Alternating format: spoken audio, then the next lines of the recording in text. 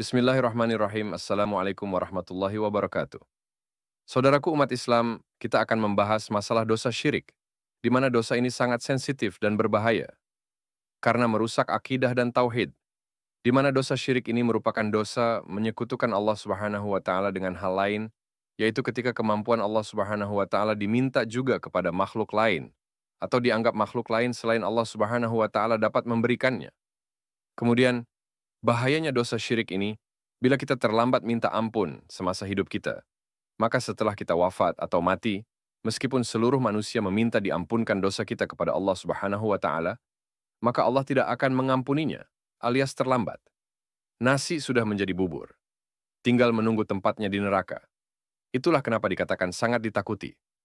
Rujukannya, Quran Surah An-Nisa 48, yang artinya, sesungguhnya Allah tidak akan mengampuni dosa karena mempersekutukannya syirik.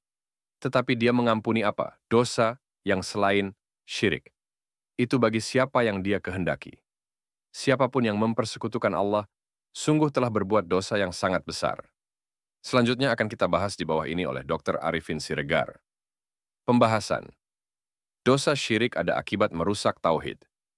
Dosa syirik ada dua macam, yaitu pertama, dalam golongan dosa oleh karena syirik kasar, yaitu perbuatan menyekutukan Allah Subhanahu wa Ta'ala dengan makhluk lain secara jelas.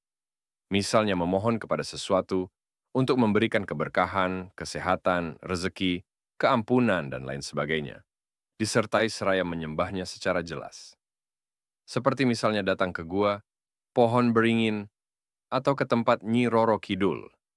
Kedua, dosa syirik halus, yaitu melakukan permohonan kepada makhluk lain, seperti datang ke kuburan wali-wali, atau orang saleh yang digunakan sebagai perantara untuk menyampaikan doanya kepada Allah Subhanahu wa Ta'ala, dan tanpa atau tidak dengan melakukan penyembahan. Komentar, ada contoh lain lagi suatu amal atau perbuatan yang bisa terjebak kepada syirik yang sangat halus, yaitu seperti contoh yang tertera di bawah ini. Ada sebuah hadis riwayat Muslim yang menceritakan pertama, di mana di akhirat nanti terjadi suatu dialog, di mana seorang yang rajin bersedekah ketika hidupnya di dunia. Maka ia berkata kepada Allah Subhanahu wa Ta'ala, "Ya Allah, masukkanlah aku ke dalam surgamu, karena aku selalu bersedekah sewaktu hidupku dulu di dunia." Maka, untuk ini Allah Subhanahu wa Ta'ala menjawab, "Bohong engkau. Engkau dulu sering bersedekah karena ingin disebut dermawan, dan itu sudah engkau peroleh." Maka Allah Subhanahu wa Ta'ala menyuruh malaikat, "Hai malaikat, lemparkan orang ini ke dalam neraka." Contoh kedua, sering membaca Al-Quran untuk umat Islam. Maka orang ini meminta kepada Allah, "Ya Allah, masukkanlah aku ke dalam surgamu, karena aku sudah menyampaikan ayat-ayatmu kepada umat Islam." Maka untuk ini Allah Subhanahu wa Ta'ala menjawab, "Bohong engkau. Dulu kau sering membaca Al-Quran karena ingin disebut qari, dan itu sudah kau peroleh." Maka Allah Subhanahu wa Ta'ala memerintahkan, "Hai malaikat, masukkan orang ini ke dalam neraka." Contoh ketiga, di akhirat nanti seseorang berkata kepada Allah Subhanahu wa Ta'ala, "Ya Allah, masukkanlah aku ke dalam surgamu, karena aku sudah berjuang untuk membela agamamu." Maka untuk ini Allah menjawab, "Bohong engkau. Adalah dulu engkau berjuang dan mati bukan untuk membela Islam, tetapi karena ingin memperoleh gelar mati syahid, dan itu sudah engkau peroleh." Maka Allah Subhanahu wa Ta'ala menyuruh malaikat, "Hai malaikat, masukkan orang ini ke dalam neraka."